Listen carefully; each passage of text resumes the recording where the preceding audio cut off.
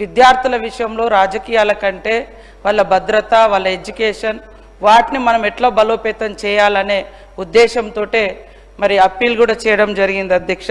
మేమున్నప్పుడు బాగుంది, మీరున్నప్పుడు బాగాలేదంటే ఒక విద్యాలయం మీరు కట్టిపోయారు, మేము రాగానే కూల్చలే కదా. ఒకవేళ టాయిలెట్స్ కట్టి ఉంటే మేము వచ్చినాక కూల్చలే కదా.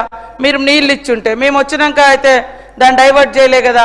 దాన్ని బలోపేతం మంచిగా జరిగినటువంటి ఏమైనా గతంలో లేనటువంటి కూడా ఇప్పుడు ఇవ్వాలని మేము ఆలోచనతో డైట్ ఛార్జెస్ కానీ, కాస్మెటిక్ కానీ, అమ్మ ఆదర్శ పాఠశాలలో కానీ, మరి అదేవిధంగా రెసిడెన్షియల్ స్కూళ్ళ బలోపేతం కానీ, ఇన్ఫ్రాస్ట్రక్చర్ డెవలప్మెంట్ కానీ ఇవన్నీ కూడా చేయడం జరుగుతుంది అధ్యక్ష. గత ప్రభుత్వంలో కూడా మరి డెత్స్ 2014 నుంచి 23 వరకు నా దగ్గర ఉన్న డాటా ప్రకారం 114 మంది చనిపోవడం జరిగింది సార్, వివిధ కారణాల రీత్యా.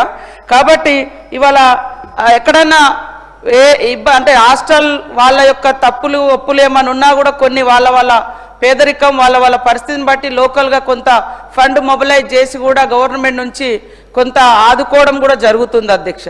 ఇదే ఆసిఫాబాద్ జిల్లాలో 15 రోజులలో గత ప్రభుత్వంలో 5 చనిపోయారని, 4 చనిపోయారని, అంటే 4 ఫోటోలు ఇచ్చారు, ఇక్కడ 5 పేర్లు ఇచ్చారు సార్. ఇట్లాంటివి కూడా గతంలో జరిగినాయి. ఏదేమైనా ఇది జరగకుండా ఉండాలనేదే మా యొక్క విజ్ఞప్తి సార్. అందుకనే బలోపేతం చేయాలని చిత్తశుద్ధిగా స్కూళ్ళను బలోపేతం చేయాలి, విద్యను అందరికీ అందుబాటులో తీసుకురావాలి.